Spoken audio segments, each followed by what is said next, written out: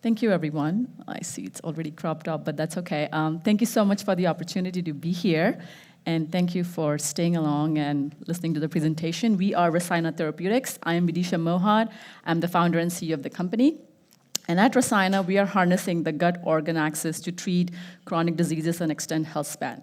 A fun fact, Rasayana in Ayurveda means longevity. So our mission really is to harness the biology of the gut organ axis to extend health span. And the way we are doing it is by advancing compelling assets through a portfolio company structure. It's a very well-established structure. And our initial focus is RSY-248. A majority of my talk is going to be focused on this lead program, which is phase 2 ready. And it's a gut-restricted biologic, which targets two key hallmarks of aging, which is inflammation and gut dysbiosis. I'm raising a $13 million round to get us to the next value inflection point, which is clinical proof of concept data, phase 2 data in patients. The goal really for Rasayana is to develop this drug and get it commercialized as quickly as possible. The idea behind this is to get these drugs to patients so they can start using it. And the way to do it, and especially as a first-time founder, is to be acquired by Big Pharma so they can commercialize the drug and get it to patients. And it also gives a quick liquidity event for investors. And to give you some more confidence, Laura Deming and Alex Colville from Age One, they are my investors. So any diligence questions, please hound them. So a little bit of the biology. So the gut organ axis plays a key role in inducing chronic inflammation. And simply, it is a bidirectional communication that takes place between the gut and the other organs which don't live in silos. So it all starts upstream by the changes in your gut microbiome, which happens due to many factors such as lifestyle, alcohol, diet, sleep, you name it. But what I want to point out is we are not a microbiome company. So we are not developing a cocktail of probiotics or anything that's going to fix your microbiome. What we are targeting are the pathways and mechanisms that are activated by changes in the gut microbiome. And here I've just listed a few of them, which are very key, and they have a lot of evidence. One is intestinal permeability, changes in your enteric nervous system, activation of your enteroendocrine system, microbial metabolites, and all of what it does is it activates this chronic inflammation that through the gut organ axis, the gut brain, the gut liver, the gut heart, it results in chronic diseases over a period of time. And this is very well established. This is not just a new theory. There is a lot of evidence in the literature.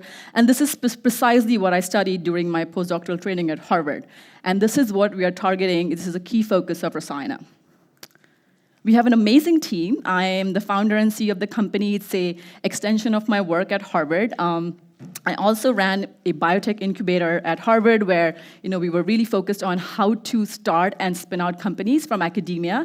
So I ran that for 2 years. So I'm not just a nerdy scientist. I do bring a lot of business expertise. And I have an amazing team of people who have spent their entire careers in biotech and big pharma developing drugs and taking them to commercialization. My shining star really is my advisory board. So the few people to mention here is Rich Hoden, who is my advisor at Harvard. He has spent his entire career studying RSY-248, has been an amazing mentor. He's a chief at Mass General Hospital, one of the biggest hospitals in the United States, and he's also a physician scientist. He treats patients, so he knows exactly what the unmet need is. Bruce Sands has been an amazing mentor, but one thing to mention about him is he's heavily involved in our clinical trial, and he's a world-renowned expert in ulcerative colitis. I'm not going to go through names of all of these people, but just to mention that we have an amazing team of advisors, and the board members, these are ex-pharma people from Merck who have taken multiple drugs into the clinic, and so we are the right people to develop it. So Rasayana is all about compelling science and an evidence-based approach, and what we are targeting is the link between the gut homeostasis, which leads to inflammation, and that results in age-associated diseases. So really focusing on chronic inflammation, and Nir, you did an amazing job to set up the stage for me this morning, that all of the hallmarks of aging are not in silos, they interact with each other and affect each other.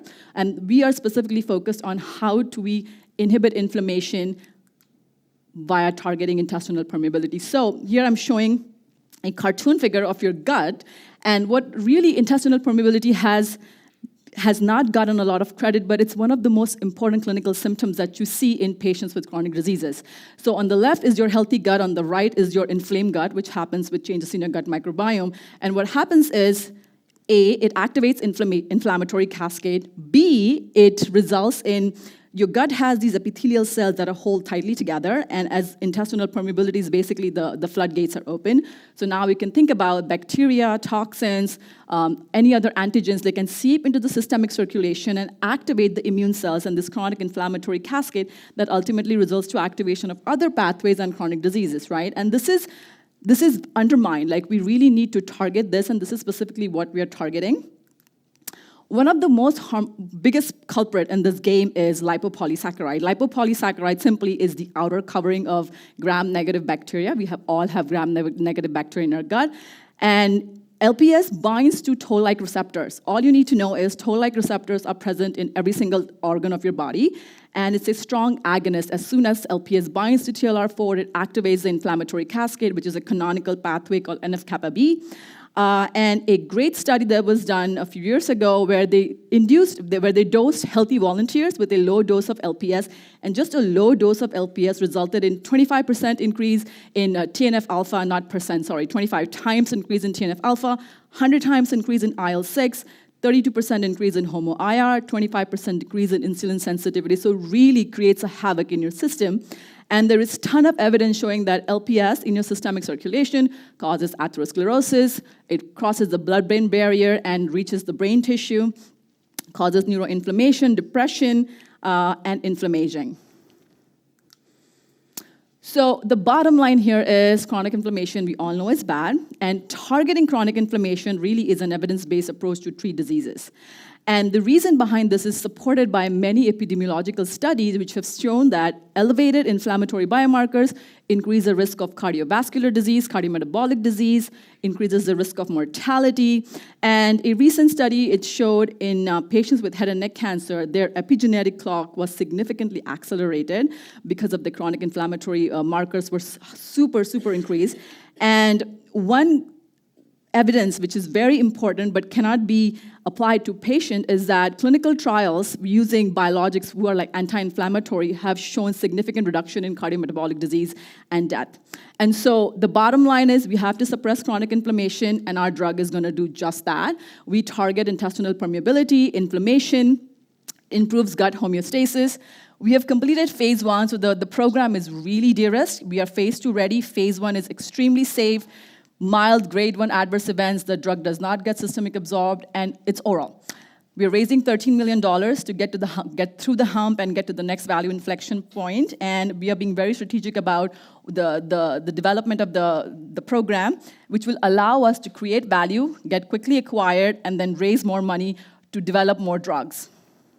So quickly, a little bit about the science. We have a ton of data in multiple disease models beyond aging, like liver fibrosis, metabolic disease, skin burns, and all of that. We have shown that RSY248 is a very potent anti-inflammatory, and specifically here, we have shown that it extends lifespan by 20% in animals. It also reduces frailty, reduces inflammation, all the fun stuff that we just talked about.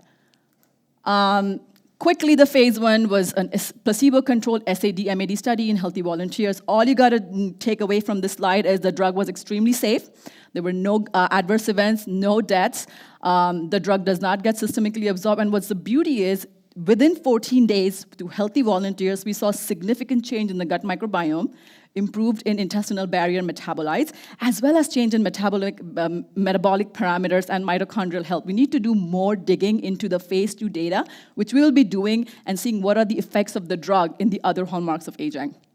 So thank you, Neil, for setting up the stage again. We have to develop a drug, which is an FDA-approved drug, and repurpose it for aging. So we are going to go after ulcerative colitis, which is an inflammatory disease. This allows us to de-risk the program, show efficacy, raise more money, and advance the program, and then you apply it for aging. So why ulcerative colitis is an inflammatory condition? It's a common denominator between aging and the disease. Patients with ulcerative colitis have shown to have increased cardiovascular disease, diabetes, metabolic disease, increased cancer risk, so the disease indication makes a lot of sense as a proof of concept.